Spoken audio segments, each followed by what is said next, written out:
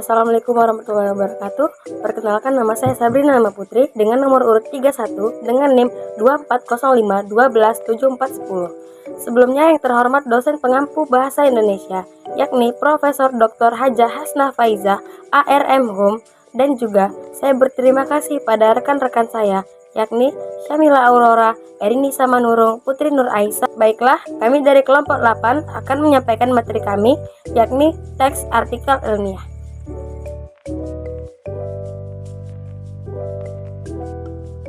A. Membangun konteks artikel ilmiah. Di dalam menulis artikel ilmiah, artikel merujuk pada tulisan yang diterbitkan dalam jurnal. Penulisan artikel memiliki aturan yang lebih ketat karena diatur oleh jurnal ilmiah atau penerbit, dan penulisan artikel dilakukan sebanyak kurang lebih dari 10-15 halaman, tergantung pada aturan yang diberikan oleh pihak jurnal yang menerbitkan artikel tersebut. Jenis artikel dibagi dua. Yang pertama, artikel dari hasil penelitian, yaitu artikel yang didapatkan dari penelitian sebelumnya. Ciri-cirinya yaitu menyajikan penelitian secara singkat atau ringkas. Strukturnya pertama, judul artikel yaitu nama karya tulis. Kedua, nama penulis, orang yang bikin karya tulis. Yang ketiga, abstrak dan kata kunci, yaitu ringkasan singkat yang biasanya ditulis bahasa Indonesia atau bahasa Inggris. Keempat, pendahuluan, bagian pertama dari karya ilmiah. Kelima, metode penelitian, yaitu cara kerja untuk mendapatkan suatu data untuk karya ilmiah. Keenam, hasil dan simpulan, yaitu jawaban dari pendahuluan. Ketujuh, simpulan, yaitu jawaban dari masalah. Kalau saran, yaitu adalah rekomendasi dari para ahli. Kesepuluh, daftar pustaka, yaitu info tentang semua buku. Kedua, hasil pemikiran atau kajian pustaka. Artikel ini dibuat dari pemikiran penulis mengenai suatu persoalan. Tujuannya untuk memicu tanggapan pembaca, untuk mengkaji isi teks, untuk melakukannya dengan bahasa provokatif. Strukturnya, pertama, judul artikel. Kedua, nama penulis. Ketiga, abstrak dan kata kunci. Keempat, pendahuluan. Kelima, bagian inti atau pembahasan. Keenam, penutup. Ketujuh, daftar pustaka. Baik, saya akan menjelaskan, menelusuri, dan menganalisis model artikel ilmiah. Jadi ada 8 kerangka isi artikel hasil penelitian. Yang pertama itu ada judul artikel, isinya gambaran umum mengenai topik pembahasan. Biasanya judul panjangnya sekitar 5-15 kata. Nah, setelah itu yang kedua ada nama penulis dan lembaga. Penulisan nama di artikel tidak dicantumkan gelar, bertujuan untuk tidak ada senioritas di dalamnya. Selanjutnya, ditulis tempat bertugas penulis sebagai tambahan informasi. Setelah itu yang ketiga adalah abstrak dan kata kunci. Fungsi abstrak sebagai ringkasan penelitian berisi permasalahan, tujuan, metode, dan hasil penelitian. Setelah itu yang keempat adalah pendahuluan, latar belakang masalah yang diangkat ke dalam penelitian, tujuan, dan beberapa teori yang sesuai dengan permasalahan. Setelah itu yang kelima adalah metode penelitian, yaitu menyampaikan informasi yang penting-penting saja sehingga menjadi padat. Setelah itu yang keenam adalah hasil penelitian dan pembahasan. Hasil penelitian menyampaikan analisis dari data yang sudah selesai dilakukan. Setelah itu dilakukanlah simpulan dan saran. Ini menyuguhkan secara singkat hasil penelitian dan berisi saran. Setelah itu yang terakhir adalah daftar pustaka. Ini kita menampilkan identitas lengkap dari teori ahli. Yang ditampilkan ialah nama ahli, tahun buku, sumber teori, dan judul buku. Kerangka isi artikel hasil pemikiran artikel kajian pustaka. Pemikiran memiliki kesamaan dengan kajian pustaka. Perbedaan antara kedua jenis tersebut ialah artikel kajian pustaka tidak membuat metode hasil penelitian. Untuk lebih rinci lagi, berikut struktur penulisan artikel kajian pustaka.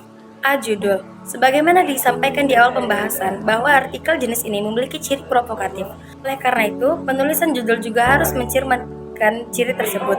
Fungsinya untuk menarik minat pembaca karena sudah lumrah jika seseorang itu akan membaca judul terlebih dahulu daripada isinya. B. Nama penulis dan lembaga. Seperti halnya artikel hasil penelitian, penulisan nama juga tidak menampilkan gelar, abstrak, dan kata kunci.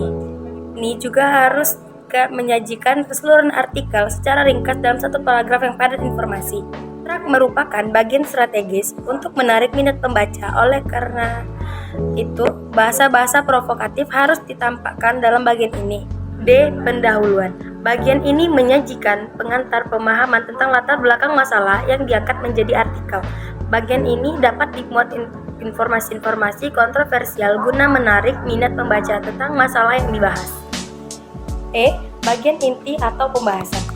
Di dalam jenis artikel ini, bagian pembahasan berisi analisis tentang perkara yang dikaji. Penyajian dapat dituangkan dengan menyampaikan pendapat, pembandingan, dan gabungan keduanya. Analisis yang dibuat harus berurutan agar pembaca juga mudah memahaminya. Penguraian analisis secara jelas menjawab persoalan yang diangkat kemudian mengaitkan hasil analisis teori yang digunakan. Pembahasan-pembahasan yang terlalu bertele-tele sebaiknya dihindarkan. F. Penutup. Bagian ini berisi penegasan ulang dari hasil pembahasan yang sudah disampaikan pada bagian sebelumnya. Bagian ini menyimpulkan secara umum mengenai uraian-uraian yang sudah dipaparkan pada bagian pembahasan. Selain menyimpulkan pembahasan, bagian ini juga menyampaikan saran dari penulis. G. Daftar rujukan atau daftar pustaka. Sama halnya dengan jenis-jenis penelitian lainnya, juga menyantumkan sumber yang dirujuk atau teori-teori ahli yang digunakan. Format penulisannya juga sama seperti format penulisan daftar pustaka yang baik dan benar. Hubungan genre pada teks artikel ilmiah. Sebagai genre makro, teks artikel ilmiah tentunya memiliki unsur-unsur genre mikro di dalam penyajiannya. Penyesuaian genre mikro di tiap unsur-unsur artikel ilmiah akan menjadi teks tersebut tersampaikan dengan baik. Struktur genre mikro dan fungsi retoris. Yang pertama ada abstrak. Abstrak adalah hal yang disajikan ialah ringkasan dari keseluruhan isi. Yang kedua pendahuluan, menjelaskan latar permasalahan dari penelitian yang diangkat. Yang ketiga tinjauan pustaka, menyuguhkan penjelasan teori-teori yang menjadi landasan berpikir dalam pemecah persoalan penelitian. Yang keempat metodologi penelitian, menyuguhkan metode, pendekatan, teknik-teknik yang digunakan dalam melakukan penelitian.